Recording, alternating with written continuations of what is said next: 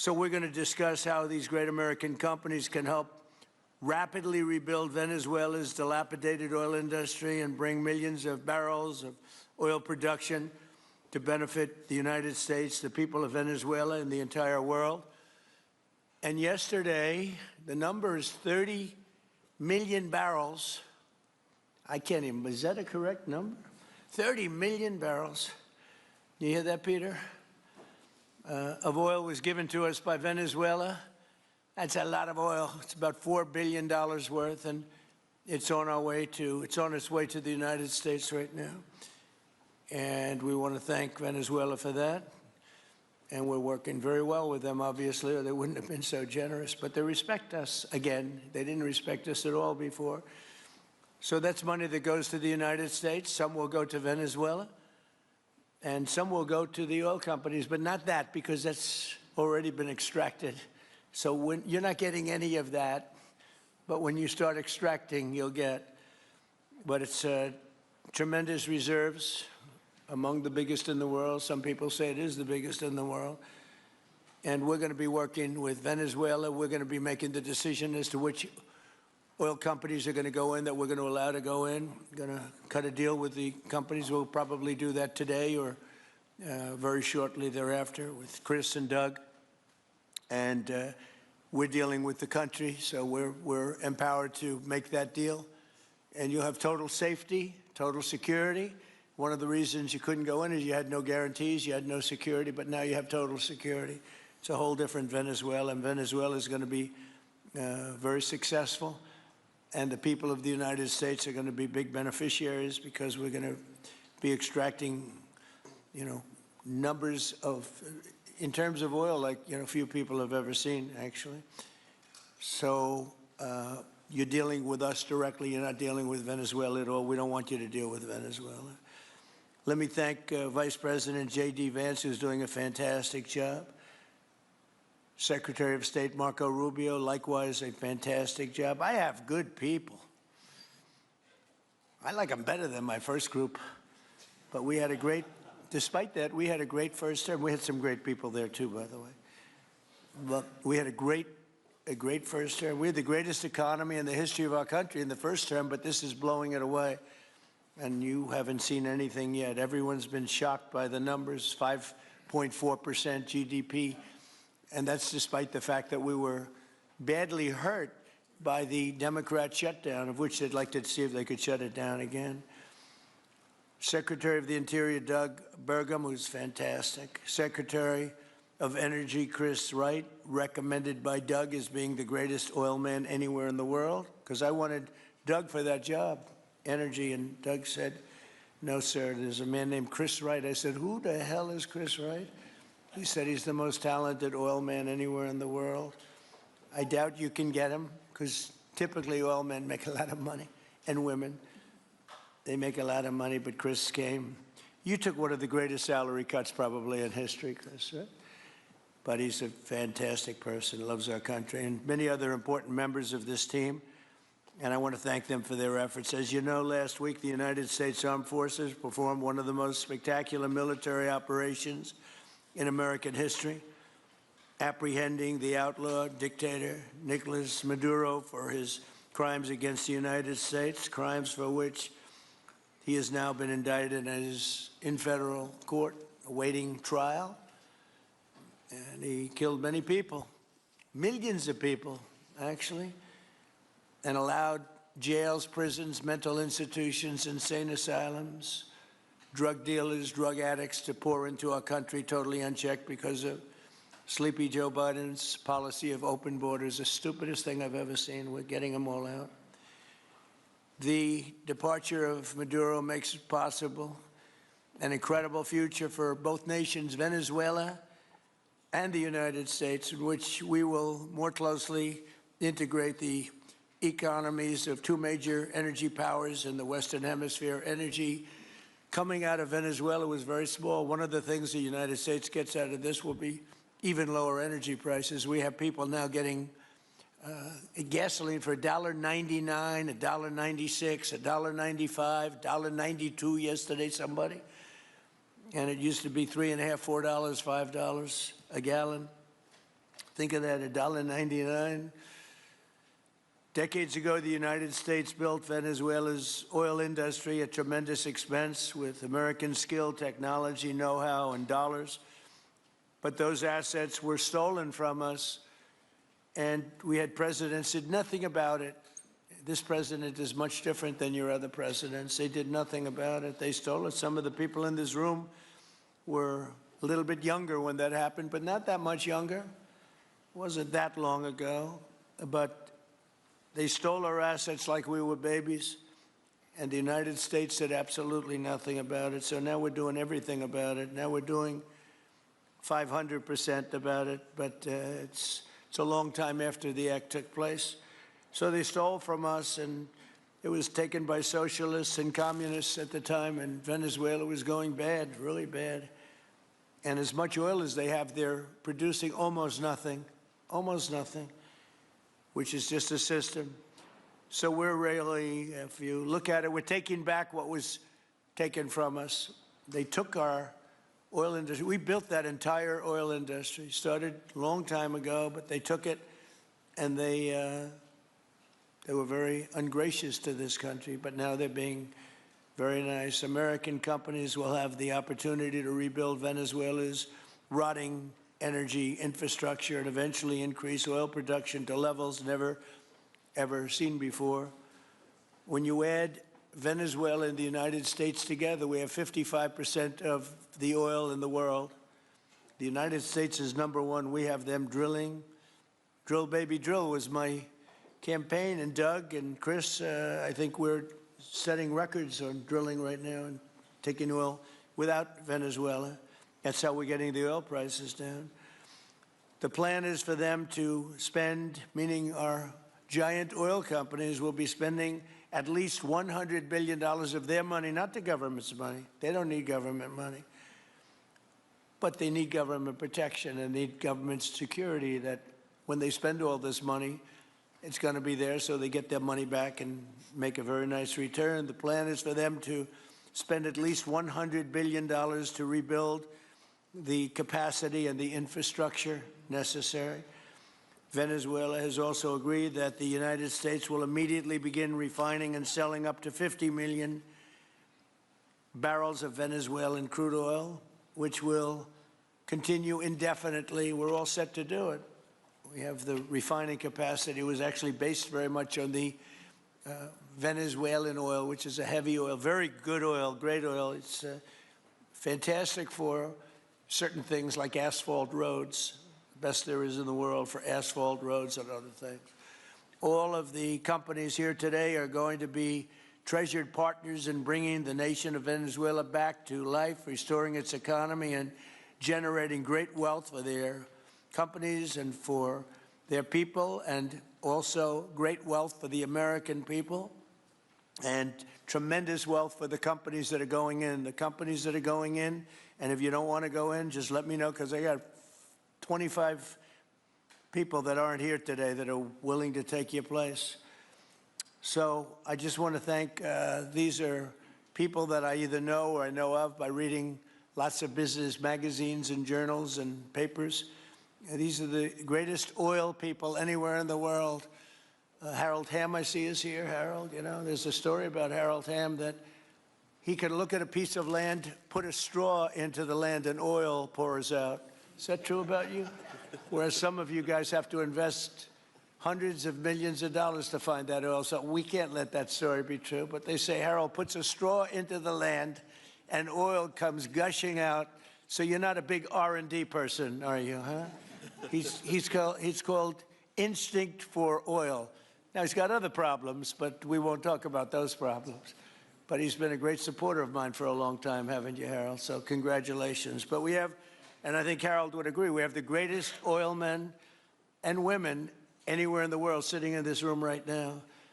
And we have a lot of people that will be back to see us sometime next week. We're going to have another meeting for another group.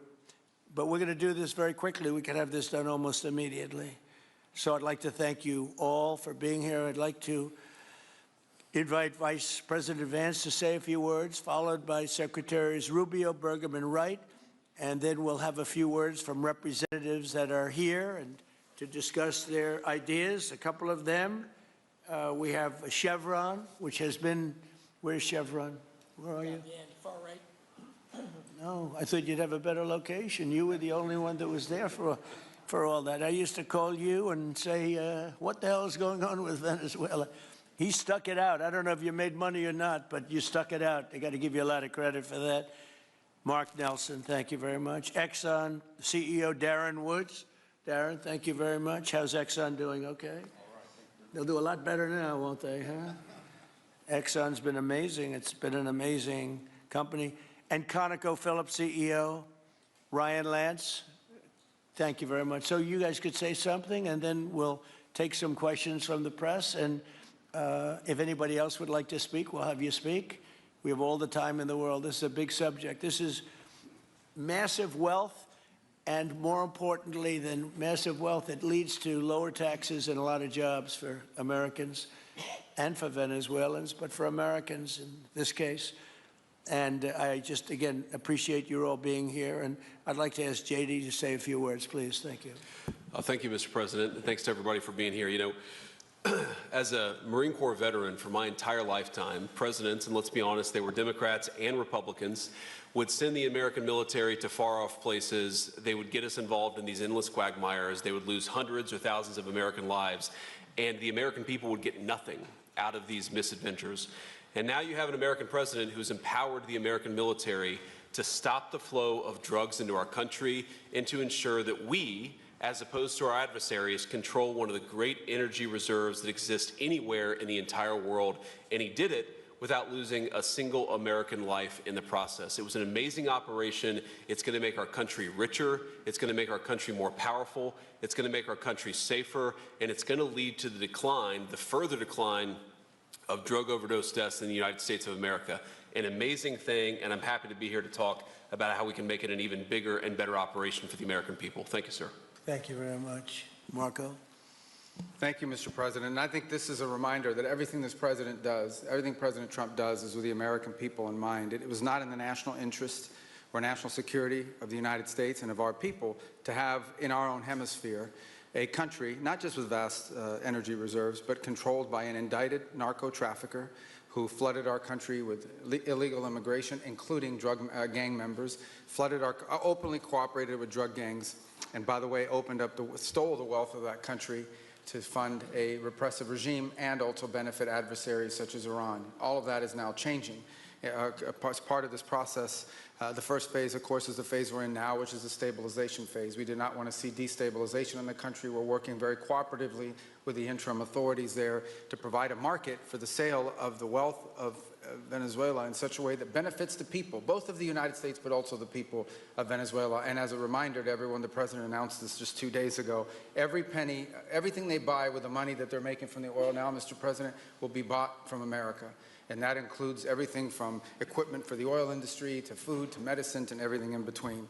The second will be a phase of recovery, and then some of these phases will interlap, and that is to have a normal economy again where the money goes to the benefit of people, not the benefit of our adversaries or the benefit of elements in that country and around the world that are against our interests, at the same time as a process of reconciliation has to happen internally among the different sectors of society and politics and the like. And finally, the third phase, which is the most important of the three, is when the country fully transitions into a normal country that we have strong economic and diplomatic and relations with, that is friendly towards the United States, that's not a foothold for our adversaries, that serves our interests, but also the interests of the people. It'll be a country that is wealthy, a country that is prosperous for the people, not for a handful of criminals, but also a country that is supportive of our interests in the region and throughout the world. And we thank you, Mr. President, and the team you've assembled that have brought us to this point. A lot of work remains, important work, but this is historic. Okay. Thank you very much. Doug?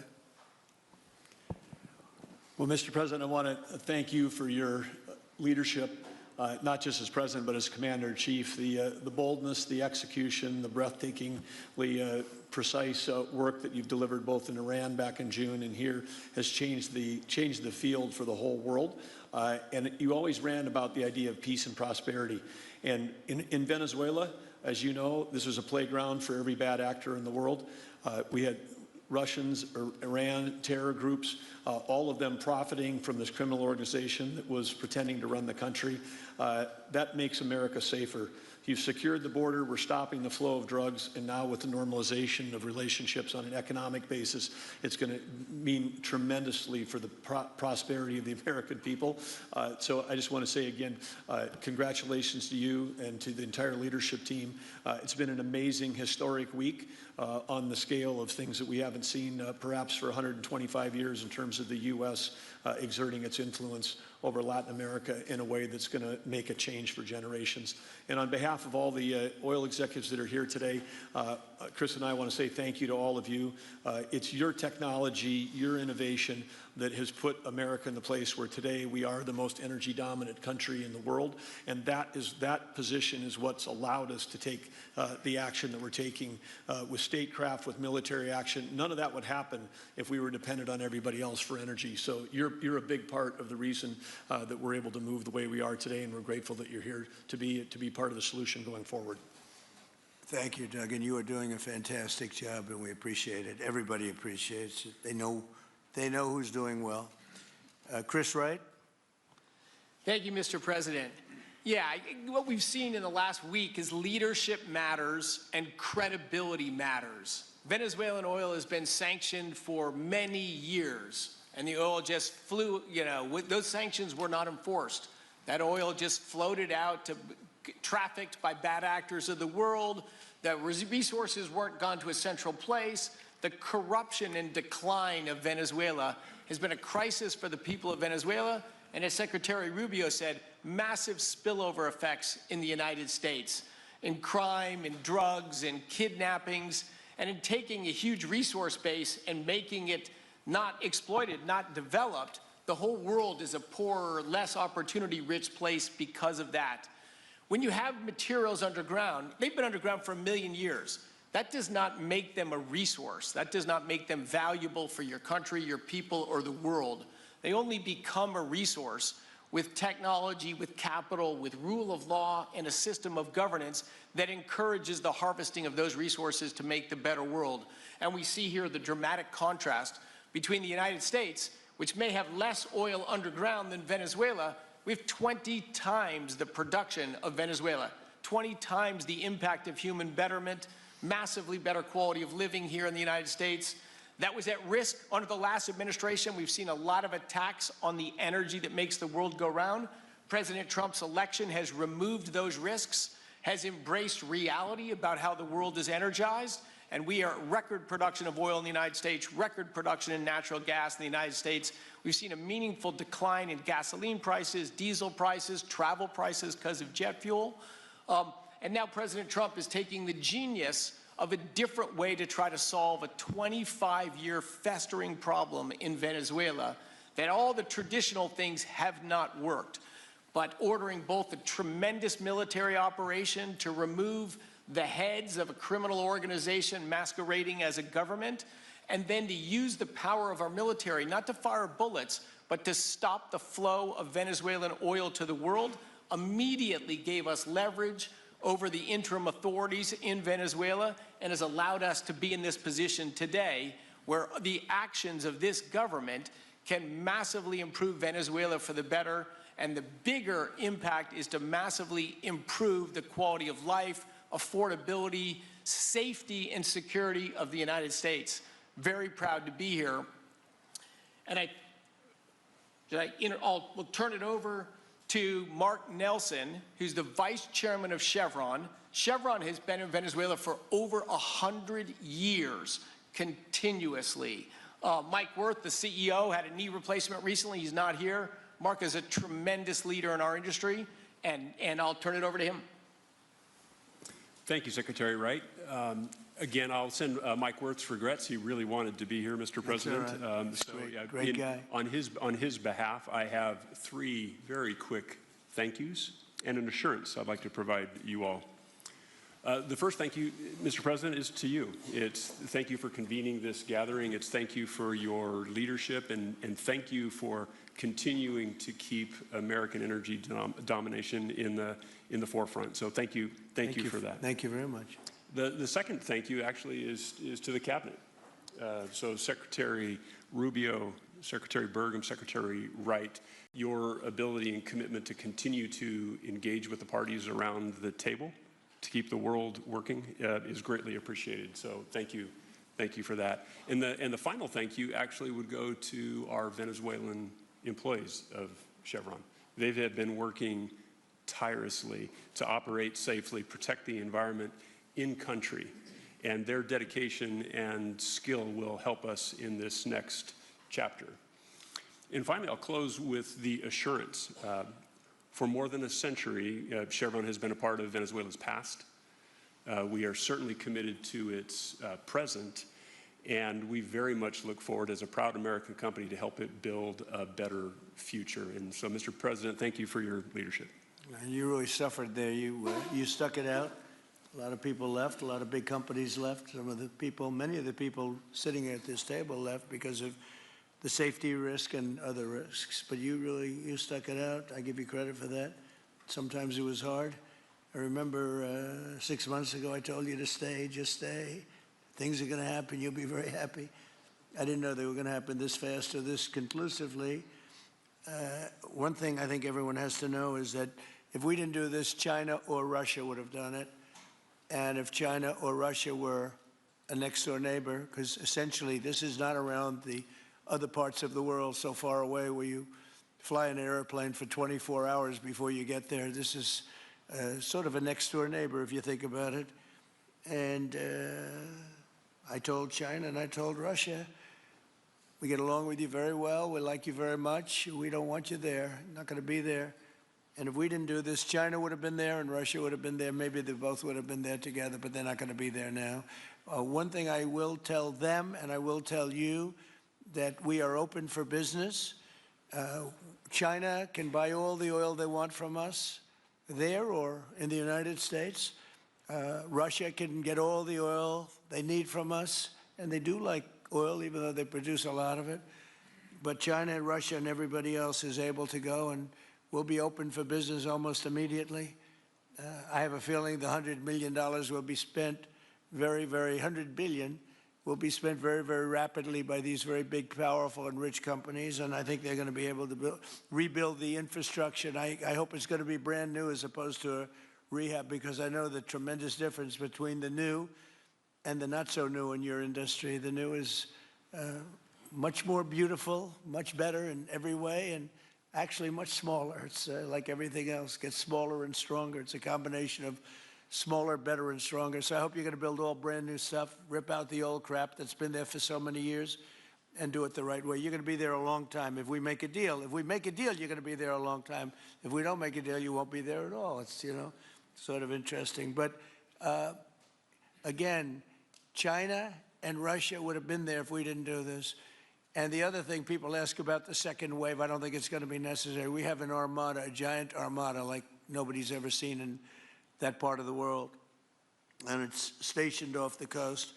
And we are getting along so well with the people that are involved and representing Venezuela that I don't think we're going to have any, I don't think it's going to be necessary to do the second wave. We were planning on a second wave, but the first wave was so powerful and so good and so strong.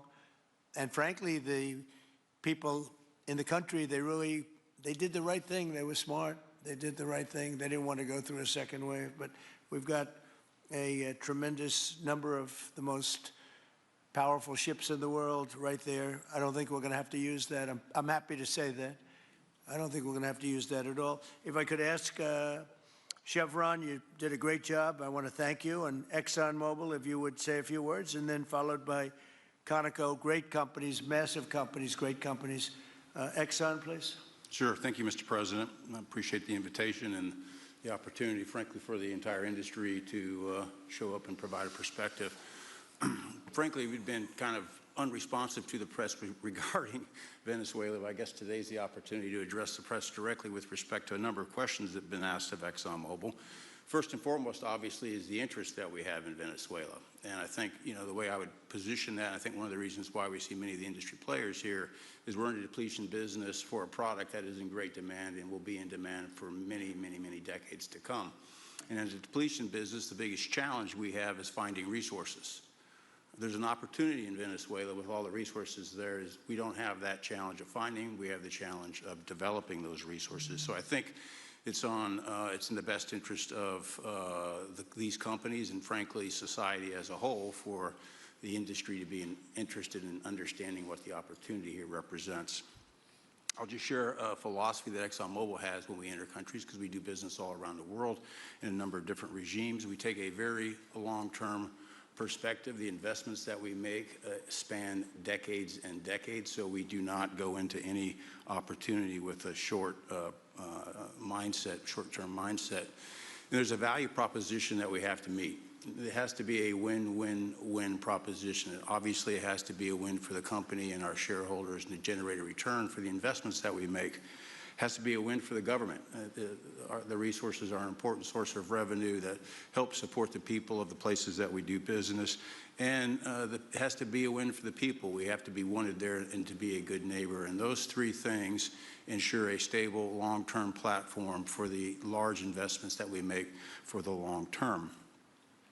With respect to Venezuela in particular, we have a very long history in Venezuela. In fact, we first got into Venezuela back in the 1940s. We've had our assets seized there twice. And so you can imagine to re-enter a third time would require some pretty significant changes from what we've historically seen here and what is currently the state. If we look at the legal and commercial constructs and frameworks in place today in Venezuela, today it's uninvestable. And so significant changes have to be made to those commercial frameworks, the legal system. There has to be durable investment protections, and there has to be a change to the hydrocarbon laws in the country. We're confident that with this administration and President Trump working hand in hand with the Venezuelan government, that those changes can be put in place. And with respect to the Venezuelan government, that perspective we don't have a view on. We haven't talked to the Venezuelan government, and obviously we have yet to assess the people's perspective with respect to ExxonMobil entering the country. In the short term, there are things that can be done while these longer-term issues are being worked. For us, we haven't been in the country for almost 20 years. We think it's absolutely critical in the short term that we get a technical team in place to assess the current state of the industry and the assets, to understand what would be involved to help the people of Venezuela get production back on the market. With the invitation of the Venezuelan government and with appropriate security guarantees, we are ready to put a team on the ground there. We also have a integrated set of capabilities from production to refining to trading, and I think we can be of assistance to getting the Venezuelan crude to market and realizing a market price to help, again, with the financial situation in Venezuela. So those are my short-term perspective that I have. I'd say maybe close with a thank you, Mr. President, for the work that you've done to secure not only the national security, but the energy security of the region. And then thank you, Secretary Rubio, Secretary Wright, Secretary Burgum, for your leadership in this matter. Thank you. How long would it take you, Darren, as Exxon to, if we make a deal, how long would it take you to get in there and get started? Well, the first step, this technical team, as I talked with Secretary Wright earlier this week, we started from the beginning to put the team together so that if and when it was needed, we could hit the ground almost immediately. So we can hit the ground within the next couple of weeks, start the assessment. And then from there, we need to understand. That's what we want. We want speed and quality. That's what we want. Thank you, Darren. And Conoco, Ryan? Thank you, Mr. President. Appreciate the opportunity to be here, too. And you've assembled a great team. And our congratulations as well for removing one of the terrible people in the world and bringing them to justice. It was quite amazing. I think you've given hope to the people of Venezuela again, which I think is quite remarkable. And we've been on the other end of that despot regime a long time. Our assets were expropriated. I had a little bit more hair when that happened. And, you know, I think we're the largest non-sovereign credit holder in Venezuela today. So we're in a bit of a different situation, but I think your big and bold idea to use energy commerce instead of conflict is something that could make a real big difference in Venezuela. And our company certainly stands ready to help in that endeavor. Encourage you to continue to think bigger and even bolder, and we've had some discussions with your energy team about that as well. As we think about the other people that need to be in this room and in this discussion are the banks, and including probably the Exxon Bank, as we think about how the debt needs to be restructured and the financing to deliver the billions of dollars that are required to restore their energy infrastructure. And I think as we think that big and bold, we need to be also thinking about even restructuring the entire Venezuelan energy system, including PDVSA. And I think if we can do that and think bold, there's an opportunity to be quick, fast, and restore the quality of what's happened in Venezuela, or what's been lost in Venezuela over the course of the last 25 years. So thank you for this opportunity. Well, thank you very much, and you'll get a lot of your money back. We're going to start with an even plate, though. We're not going to look at what people lost in the past, because that was their fault. That was a different president. You're going to make a lot of money, but we're not going to go back. You left a lot of money behind, I guess, huh? What number? 12 billion. How much? 12 billion? Well, it's a good write-off. It's already been written off. It's been written. All right, thank you. You'll make it back one way or the other. You're all going to do very well. I think really very well. Marco just gave me a note. Go back to Chevron. They want to discuss something. Go ahead. I'm going back to Chevron. Marco. Thank you, Marco. Was there a question, Mr. President? Yes, go ahead, Marco. What are you saying here? Mark, if you can update us on operations in the ground and with the appropriate approvals, what you might be able to achieve in the next 12 to 18 months, give us a little view from the ground. You bet, you bet. So today, Chevron has 3,000 employees in 4 different joint ventures in Venezuela today. And over the past 5 to 7 years, they've taken production from about 40,000 barrels a day to 240,000 barrels a day, essentially getting those facilities and that equipment up to standards that would be something that people in the room would be more accustomed to. Given the work we've done with Secretary Wright and Secretary Burgum and even Secretary Bessent, I think we have a path forward here very shortly to be able to increase our liftings from those joint ventures 100%, essentially effective immediately. We are also able to increase our production within our own disciplined investment schemes by about 50% just in the next 18 to 24 months. And that's just leveraging what's on the ground. So to Secretary Rubio's comments about phase 1, this is taking the momentum of improvements we've already made there locally and building on those and creating more momentum for the people of Venezuela. Do you think you have an advantage being there? You've been there by the skin of your teeth. It's been tough for you to be there. But do you think you have an advantage over the other people in this room by the fact that you are there? Yeah, I think there are, Mr. President, I think there would be days where it didn't feel like an advantage, and there are days where it does feel like an advantage. But having people on the ground today that care desperately about the people of Venezuela and know how to operate the assets that are there, is a definite advantage today. Would you say the best locations are available, or would you say the best locations are already sort of worked, even though they're in very bad shape? The best locations for finding oil, the best locations for oil?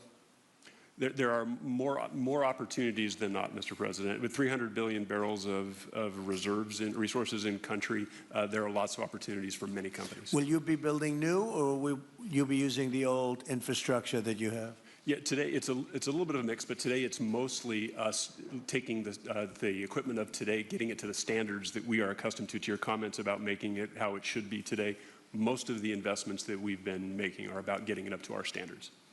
Well, I think you're going to make an investment, but you're going to get your money back very quickly, and that's part of our thing. We're going to have you get your money back fast, and then you'll give a lot to Venezuela and to the United States after that. Okay, so you'll be in good shape.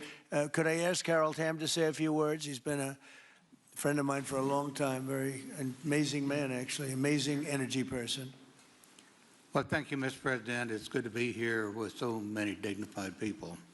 And this effort particularly, and thank you for your effort for what you've done here, taking this despot out of that area. And the world dealt with him way too long. Certainly our industry knows that this is a real jewel that can be developed for the people of Venezuela, and also benefit the world. And like Secretary Wright said, it has not been done. That's not been done in the past, and they had a good chance at it.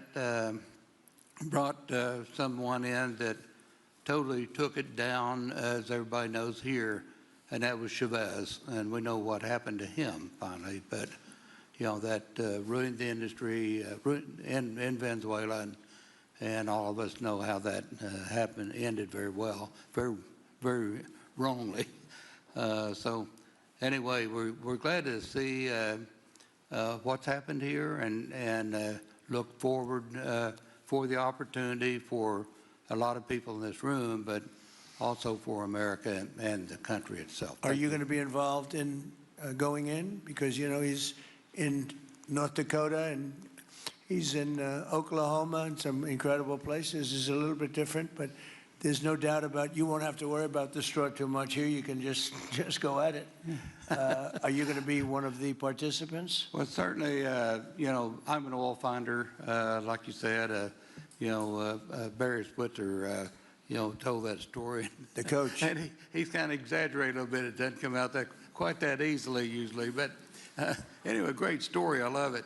But I love Barry. Barry's the one that told me this. Yeah, he's a champion, in a lot of ways. So love that story. Certainly, it excites me as an explorationist. Everybody has that in their blood, and it is a very exciting country and a lot of reserves. And so it's got its challenges, and the industry knows how to handle that. And like Darren said, you go into your eyes open and do the best you can with the team you got. So well, you're going to have something that they never had really here is tremendous security. You're going to be very secure, very safe, physically safe, in addition to financially safe. So it's good to see you, Harold. Thank you very much. Does anybody have anything to say before we get to the press? What does Cuba have to do to avoid the same fate as Venezuela? What does Cuba have to Well, Cuba's in bad shape. Cuba relied on Venezuela for oil and for money. And nobody really knows what's going to happen with Cuba. They're doing very poorly. They're really third world all the way. And we have a lot of great Cuban Americans.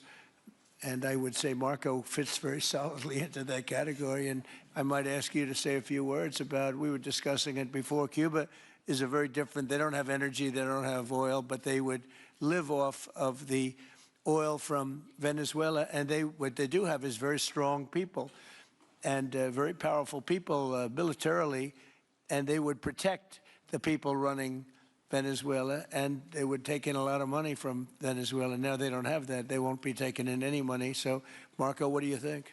Well, the fundamental problem in Cuba is that it's run by incompetent people that don't know what an economy looks like, much less a functioning one. They've made a choice, and that is they would rather have political control over the people than they would to have an economy that functions. And they've gotten away with it for 60-something years because they've had donors, the Soviet Union, and now most recently Venezuela. But that's now gone. So the people in control in Cuba have a choice to make. They can either have a real country with a real economy where their people can prosper, or they can continue with their failing dictatorship that's going to lead to systemic and societal collapse. So it's a very stark and dramatic choice, and it's one we hope to make the right one. We don't have an interest in a destabilized Cuba, but that would be their fault because they refuse to allow the people of Cuba to have either economic or political freedom for that matter.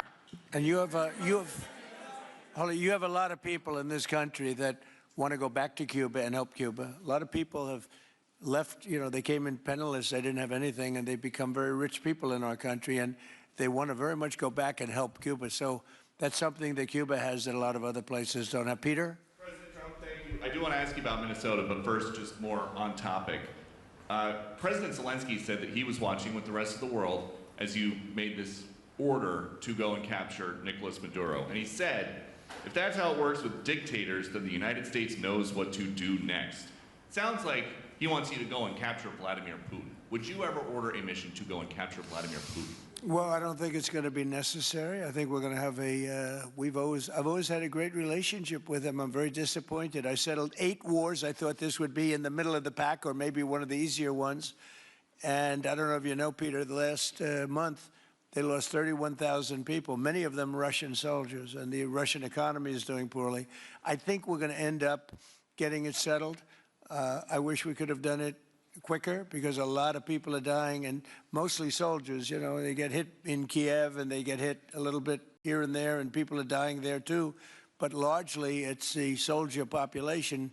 When you have 30,000, 31,000 soldiers dying in a period of a month, 27,000 the month before, 26,000 the month before that, that's bad stuff. So, as you know, President Biden gave $350 billion to Ukraine to fight, and we would never get that back, although I did make a rare earth deal to get it back, so we will be getting it back, but shouldn't have done that. It was a bad thing to do.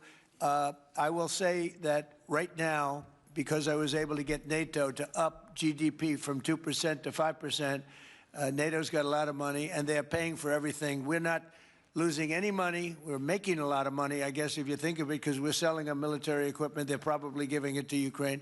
But we're selling them to NATO military equipment. We're getting full price and all of that. But that's not a big deal to me. What is a big deal is stopping a war where 30,000 people are being killed every single month. On Minnesota, the vice president yesterday suggested that Renee Good, who was killed by this ICE officer, was part of a broad left-wing network.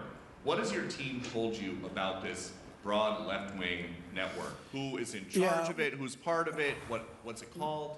Well, I haven't seen the vice president's statement, but he's generally very accurate. I hate to say.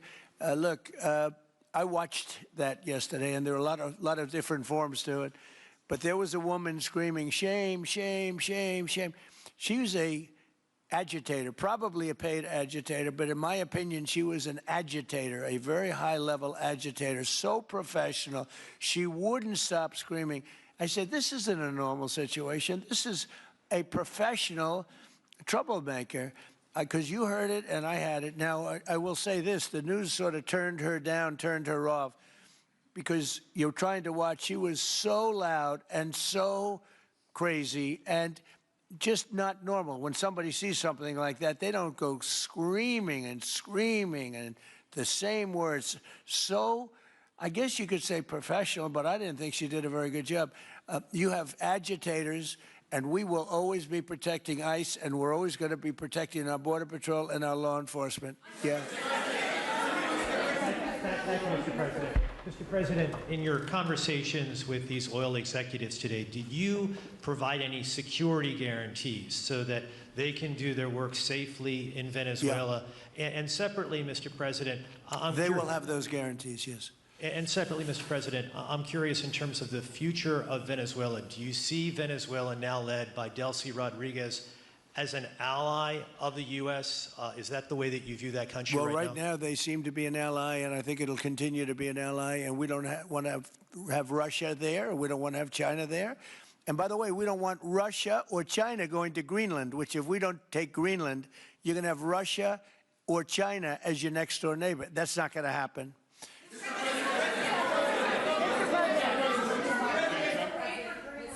The white... Mr. President, thank you. You just said that these companies would have security guarantees if they go in on the ground in Venezuela. They will have. And what is your plan there actually for these companies and those Americans who are going to be on the ground working for these companies? Well, there are going to be Americans. I assume they're going to be using a lot of Americans, but they're going to be using a lot of people from Venezuela and other places, I would imagine. But I would think that mostly they'll be using Venezuelan workers. They have a lot of great workers. They have a very high unemployment rate, and they have workers that are very familiar with taking oil out of the ground. Yeah. How long do you think the Ayatollah will be in power after what we've seen play out on the ground there? When is the U.S. going to get involved now that reports of protesters being killed on the ground? So Iran's in big trouble. It looks to me that the people are taking over certain cities that nobody thought were really possible just a few weeks ago. We're watching the situation very carefully. I've made the statement very strongly that if they start killing people like they have in the past, we will get involved. We'll be hitting them very hard where it hurts. And that doesn't mean boots on the ground, but it means hitting them very, very hard where it hurts. So we don't want that to happen. There have been cases like this where President Obama totally backed down. But this is something pretty incredible that's happening in Iran. It's an amazing thing to watch. They've done a bad job. They've treated their people very badly, and now they're being paid back. So let's see what happens. We're watching it. We're watching it very closely. Go ahead, please. Yes, go ahead. Thank you so much, Mr. President. Do you have any comments in reaction to the recent attacks by the Syrian government alignment groups against US-backed Kurdish forces in Aleppo, Syria, which killed dozens of civilians and displacing many families? Does your administration bring peace between the Kurds and the Syrian government? I want to see peace, yes, I do. The Kurds and the Syrian government, we get along with both, as you know very well. They have been natural enemies over the years, but we get along both, and we want to see Syria succeed. And so far, I think they are succeeding, but this is just breaking out, and we want to see that stopped. Go ahead, please. You're meeting with the President of Colombia, Gustavo Petro, in a few weeks. Do you hope this meeting with Gustavo Petro marks a new chapter, a new beginning in the benefit of the U.S. and Colombia relations? What country? Colombia, with the President of Colombia, Gustavo Petro, you're I had meeting. a very good talk with him yesterday, and he's been very hostile to us and to the nation and to me, called me a dictator and lots of other things. Called Biden some terrible names, far worse than he called me. But he called yesterday through people, and he wants to meet, and that's fine with me. I've made up with people also, you know. So we're going to have a meeting with him. We had a very good conversation. The people of Colombia are incredible people. Marco would know that better than anybody because he's married to a woman from Colombia. And I don't mean Columbia University. That would be, I'm not sure. I think I like Colombia, the country, better, if you want to know the truth. The people are, hold it. The people are great people. I look forward to meeting with them. We're going to meet in the very near future. Would you meet the interim president of Venezuela here in the White House? Would you greet her to discuss the fate of the oil? Yeah, well, I'm going to meet a lot of people, and we're going to meet, you know, we meet a lot of people. When you end 8 wars, you get to know a lot of people, and I think it's very important. As an example, we have over $18 trillion, think of that, $18 trillion coming into our country. A lot of that's coming in from foreign countries like Saudi Arabia and Qatar and UAE and others. And I get to meet a lot of people, but I will be meeting with various representatives of Venezuela, probably pretty soon. We haven't set that up. But the relationship that we have with the people that are currently running Venezuela is very good. We also have a young lady that received the Nobel Peace Prize. She's going to come in and pay her regards to our country, really, to me, but, you know, I'm a representative of the country, nothing else. And she's coming in sometime next week, I think Tuesday or Wednesday, and we'll see how that is. But no, we're dealing with the people from Venezuela. We're dealing with them very well. I think they've been very smart in the way they've dealt with us, frankly, because that whole place could have been obliterated with one more strike, and we didn't want to do that. Thank you so much. I have a question for you on Minneapolis, but on Venezuela and your meeting with Machado next week. If she gives you her Nobel Peace Prize, will that change your view about her running that country?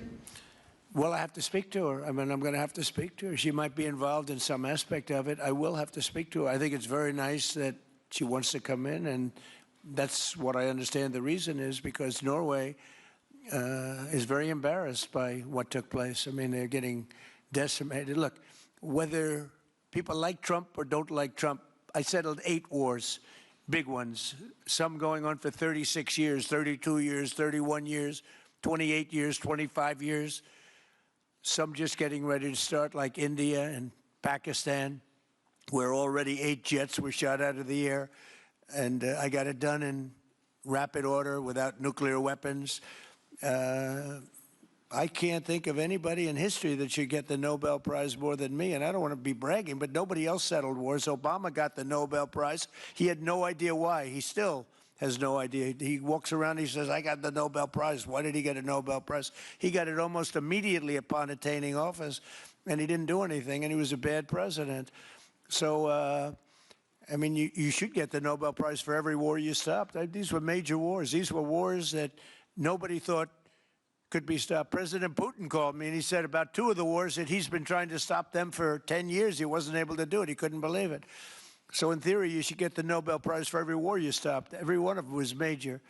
But I don't care about that. What I care about is saving lives. I've saved tens of millions of lives. You know, the Prime Minister of Pakistan came here, and he made a very public statement.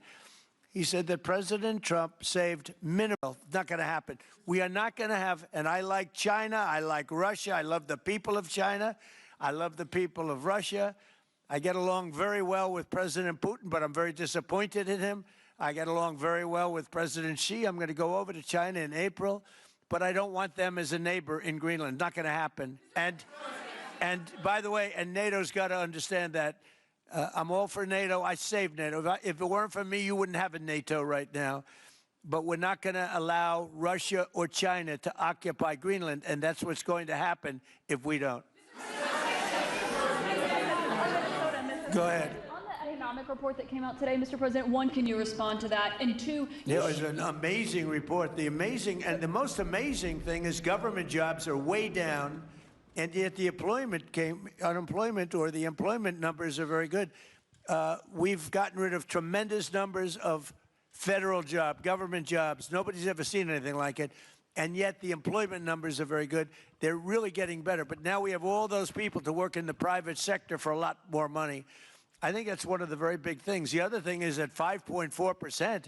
And remember, this is after we had a shutdown. And that shutdown had an impact because the concept of the shutdown, even though it's before, people knew we were going to be shutting down. A lot of bad things happened. And by the way, on January 30th, you may have another shutdown. We'll see what happens.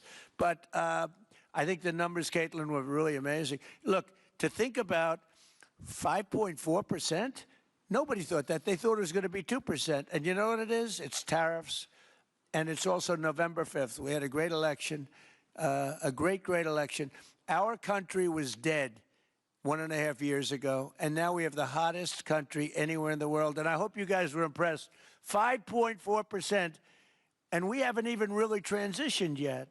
There's no reason it can't be much, much higher than that. Yeah.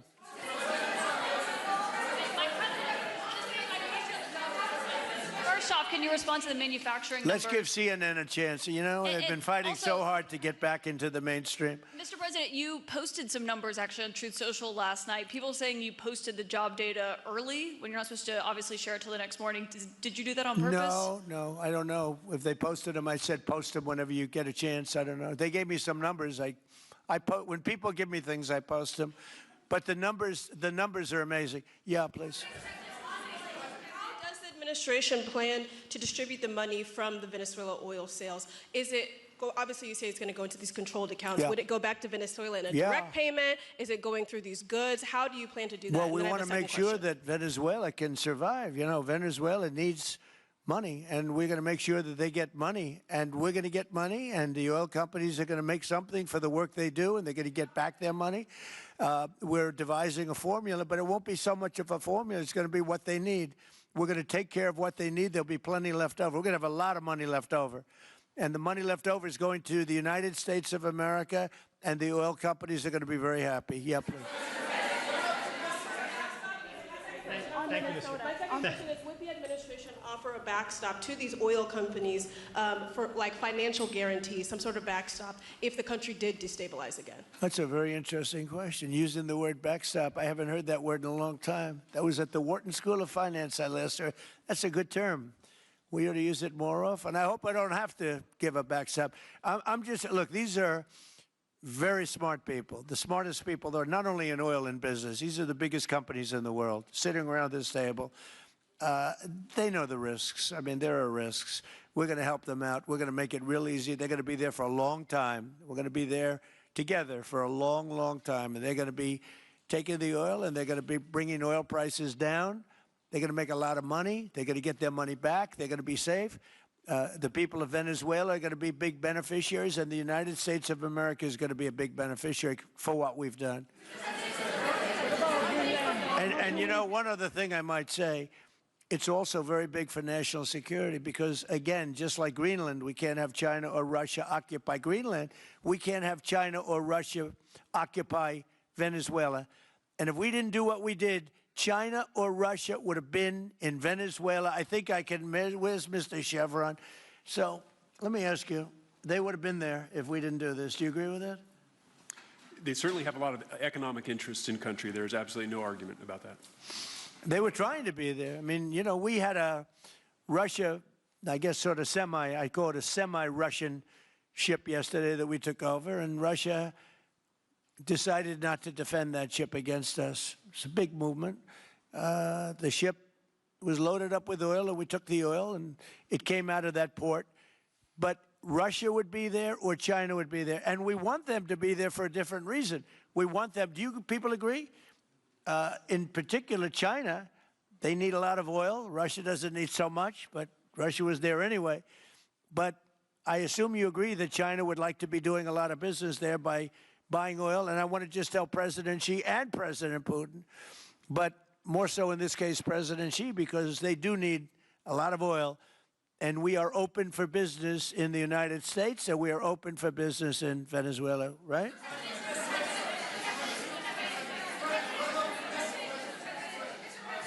Go ahead, sure. Mr. President, you know, what is your I could take questions from these people all day long. You know, they're sitting here, and generally they're very rich, very powerful, but nobody gives a damn about them. It's a sad thing. You have all that money, all that power, and look at all these crazy questions. We could do this all day long, and they wouldn't be satisfied. I have a question on today's meeting, Mr. President. We'll take a few more, though. I have a question on today's meeting, Mr. President. Let me ask you, more importantly, do you have any questions from the biggest? Yes, sure. Hold it. Do you have any questions for the biggest people on earth, the biggest business people, the biggest companies anywhere on earth? Do you have any questions for these people? No, do you have a question for them? Yes, but have Go you ahead, heard go from ahead, ask any of them. the companies in the room that they are committed to rebuilding the oil infrastructure in Venezuela? And for the executives in the room, what do you need from the administration in order to invest? That's a good question. Do you want to go and answer that question? Yeah, Exxon, small company. I'll refer you back to the statements I made before. There are a number of legal and commercial frameworks that would have to be established to even understand what kind of returns that we'd get on the investments. So I think all the investments and the opportunity sets, I think everyone sitting around this table would have the opportunity and the know-how and the capability to make the investments. The questions will ultimately be, how durable are the protections from a financial standpoint? What do the returns look like? What are the commercial arrangements, the legal frameworks? All those things have to be put in place in order to make a decision to understand what your return would be over the next several decades that these billion-dollar investments would be made on. You know, could I do this? Because we have, again, the biggest people on the planet Earth around this table, biggest companies in the world. I'd like to just ask them to introduce themselves. We'll start from this end and go around to here. And if you have anything to quickly say, we can do that. But you want to just start right over here? These two guys, we'll leave them out because they're with us. Please. Thank you, President Trump. John Addison at VTOL. We're here to ensure that you are going to be able to move all of this oil all around the world at the best price possible so that the influence that you have over the Venezuelans will ensure that you get what you want. Thank you. Thank you. Good point. Thank you, Mr. President. Brian Sheffield of Formentera. My grandfather, Hugh Sheffield, was president of ARCO, Venezuela. Right. Thank you for what you did. Do you like what we're doing? There's a lot of shale there, a lot of upside. He would be very happy looking down. He'd be very proud of you right now, right? Yes, sir. Good. Thank you. Mr. President, Luis Rodriguez. I'm probably the only Venezuelan American sitting on around this table. I want to personally thank you for the courage of your actions over the last couple of weeks. I think I speak, and I speak of Venezuela in general in saying there's optimism. You've brought optimism to the table, and if the conditions are met, the opportunity is absolutely immense. I agree with that. That's true. Thank you. Well said, too. It's immense. This is a tremendous opportunity. Thank you. Richard Holton from Trafigura. We're working with your administration, Mr. President, to bring that Venezuelan oil to the United States. Our first vessel should load in the next week. Great. Good job. Thank you. I think the reason that most of us are here and thinking about the future is because we trust you initially to set this program up that will work and guarantee that this can be done. And there's a huge investment that needs to be done. We've all agreed on that. And certainly we need time to see that through. So thank you for what you've done. Thank you very much. Thank you. Mr. President, I'm Lane Riggs, CEO of Valero Energy, and we're one of those companies that refineries in the U.S. are uniquely configured to run Venezuelan oil, and we're more than happy as this opportunity expands for us to further invest in our refineries to produce more of it. And you're very much set up for the heavy oil, right? Yes, sir. That's great. That's great. We're ready for it. Thank you, Mr. President. Thank you for having us here. Thank you. And thank you for opening the door to a better Venezuela. We are a Spanish company, but we are fully committed to invest here in the States. We have invested over the last 15 years $21 billion in the American oil and gas industry, in Pennsylvania, in the Gulf of America, in Texas, and in Alaska, with the discovery of Pica that is going to have the first oil this quarter, and is going to change, is going to reverse the declining history of that great state of Alaska. We are in Venezuela, Mr. President, with our partners of Eni. We produce the gas that guarantees the stability of a half of the grid power in Venezuela. So we are committed with this stability, and on top of that, we are on the ground. We have people, we have facilities, we have technical capabilities. And I take your point, Mr. President. We are ready to invest more in Venezuela. Today, we are producing 45,000 barrels a day gross of oil, and we are ready to multiply by 3 this figure in coming 2-3 years, investing hard in the country, following your recommendation, if you allow us, of course, and in the framework, commercial and legal framework that could allow this growth. So thank you, Mr. President. Thank you. Great job you've done. Thank you. Mr. President, thank you for having me. Matt Sheehy, I'm with Tallgrass Energy. We are an infrastructure business, so whether it's oil, gas, CO2, we move that around. So most of my customers are sitting around the table, and happy to lend our expertise to what's going on in Venezuela to support the people. And obviously infrastructure is going to be critical to see it repaired. Thank you. Thank you. Mr. President, thank you. An honor to be here. Marianne Mannon, Marathon Petroleum. We are one of the largest U.S. refiners. On behalf of the men and women of Marathon Petroleum and of our industry, thank you and the administration for what you're doing for U.S. energy independence. We have the ability and the capability of our assets to process Venezuelan crude, and the people of Marathon Petroleum stand ready to do so. Do we need more refineries in our country? In the U.S., probably Yes. not. We have sufficient capacity. That's amazing. A lot of it was approved during my first term. We were getting you approvals that nobody could have gotten in Louisiana and other places, and they got built. Before that, it was a disaster. We didn't have the refineries. Now we do because of the first term. Please. Darren Woods, ExxonMobil. Okay, we'll go over here.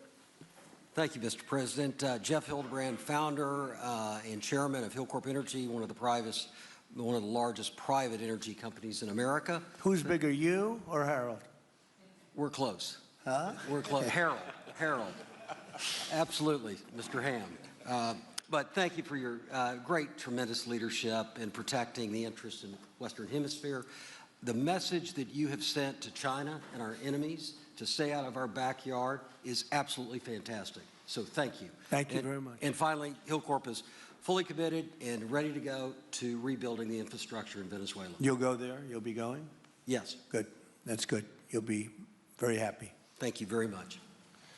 Thank you, Mr. President. Jeff Miller, CEO of Halliburton Company. We are the largest American oilfield services company. We're the second largest in the world, been in business over 100 years.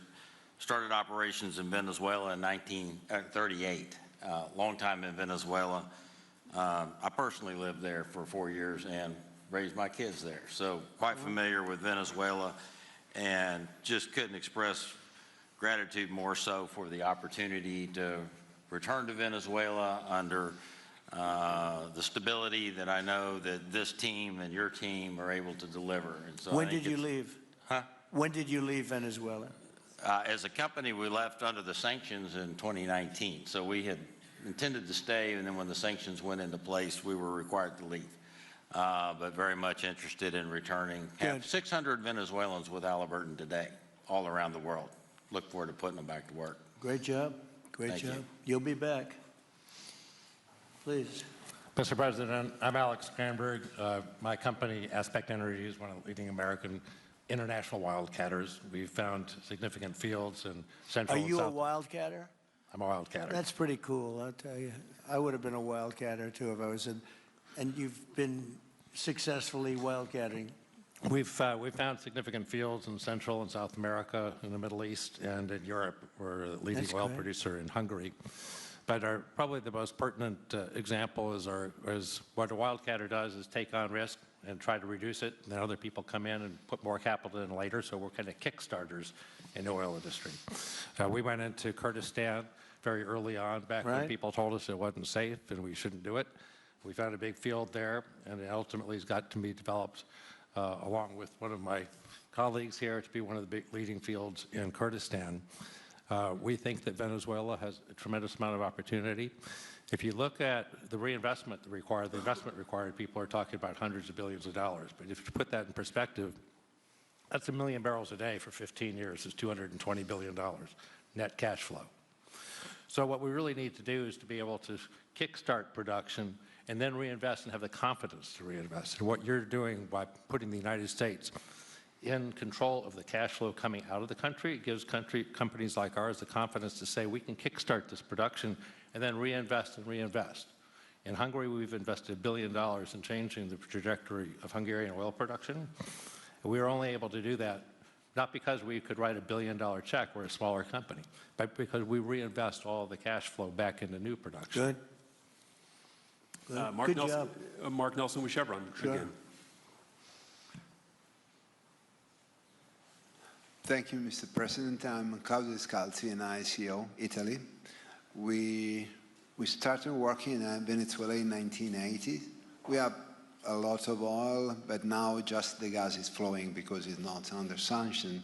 And as my colleague from Repsol said, we cover more than about 50% of the electricity in the country. So that is essential to avoid any kind of problem, social problem.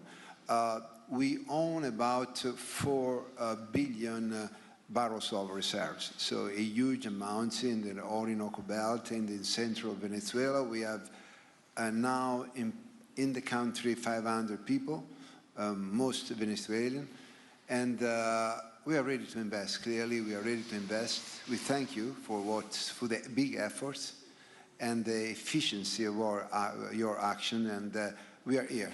And we are here to work together with the U.S. We are also a big investor in the U.S. So I know that. We thank you again, and we are there. And we are also ready to join with American companies in our assets to develop and go faster with good investors and good know-how from the U.S. company. Yeah. Thank you. You've done a great job. Thank you very much. Mr. President, Ross Perot, good to see you again. I'm chairman of Hillwood and HKN Energy. Been in the energy business 45 years, and we have been working with your team quite a bit. We have been in Kurdistan now for 19 years, along with Alex, and built a very good business. But now with your team, we're looking in Syria, we're now in Libya, and so we are very excited to look at Venezuela with you and your group, and look forward to continuing to build this great industry. Thank you very much. Thank you. Mr. President, thank you for having us here today. Wael Salwan from Shell. Of course, we have a huge presence here in the U.S., in the Gulf, as well as in Pennsylvania with the petrochemical facility, which I think we had the opportunity to host you at, as well as being one of the largest LNG off-takers of American LNG.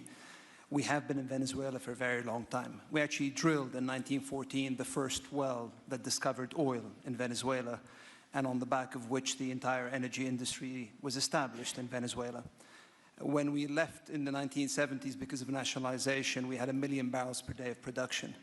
But we have kept boots on the ground in Venezuela all this time, and we now have a few $1 billion worth of opportunities to invest in, subject to OFAC approval. So we are ready to go and looking forward to the investments in support of the Venezuelan people. That's great. Thank you very much.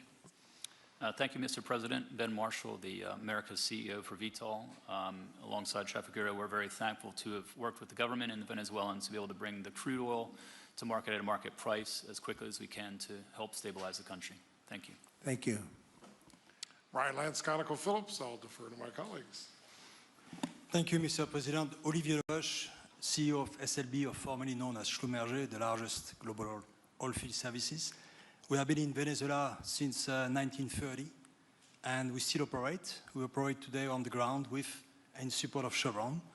We have ability to scale. We have 1,100 Venezuelan in the company, 2,000 additional that are calling us to go back to country and to go back to work. We're able to mobilize in the last 18 months 2 rigs and deliver 50 wells with success. So we're here. We have knowledge of the subsurface like nobody else has. We have boots on the ground, capacity on the ground, $700 million of equipment value on the ground in Venezuela, ready to mobilize for all of our partners, customers. So we are ready to scale fast, and we really want to thank the administration, Secretary Wright, Secretary Bergen, for the effort they are supporting and giving us to be successful on behalf of the Venezuelan oil and gas industry. Thank you very much. Thank you very much. Well, check this out. They say the very best for last. And I don't have that sexy accent like this guy next to me here. Mr. President, my name's Bill Armstrong of Armstrong Oil and Gas. I'm a private independent guy. And in real estate, you were a wildcatter. So wear that motto proudly. But like you, I was my own guy. I don't have shareholders. I don't have private equity partners, but I've been drilling all over the place. In fact, I had the largest discovery in Alaska, biggest discovery in 50 years in our country. I now control 8 million acres adjacent to Venezuela, so I'm already heavily invested in the area. We share a 150-mile border with Venezuela in the countries of Aruba and Curacao, and we are ready to go to Venezuela. It is, in real estate terms, it is prime real estate, and it's kind of like West Palm about 50 years ago. Yeah. Very right. Yep, I agree with you. Thank you. Congratulations. Thank you. So I think what we're going to do is speak without the press to these gentlemen, see what kind of a deal we can make. We're going to get them involved. I'm going to ask Doug and Chris and some of the people that we have from the business standpoint representing our country to start talking about the confines of a deal. I have an idea what I want, what I think we should have. We have to get them to invest, and then we have to get their money back as quickly as we can, and then we can divvy it all up between Venezuela, the United States, and them. I think it's simple. I think the formula is simple. We start with a brand new plate, and it's going to be a tremendous success. I think it's going to be probably like few other things could ever be. There's so much. Venezuela's been really taken advantage of by a lot of people because they drill very little. I mean, as much as you hear they drill very, very little, very small percentage. But now that'll change, and it'll change very rapidly because these are the biggest people, and it'll change very rapidly. So if you don't mind, I'll ask the press to leave, and we will see what kind of a deal we're going to make with these geniuses, and I think you're going to come out very good. Thank you all very much. Thank you. Thank you. Thank you, Mr. President.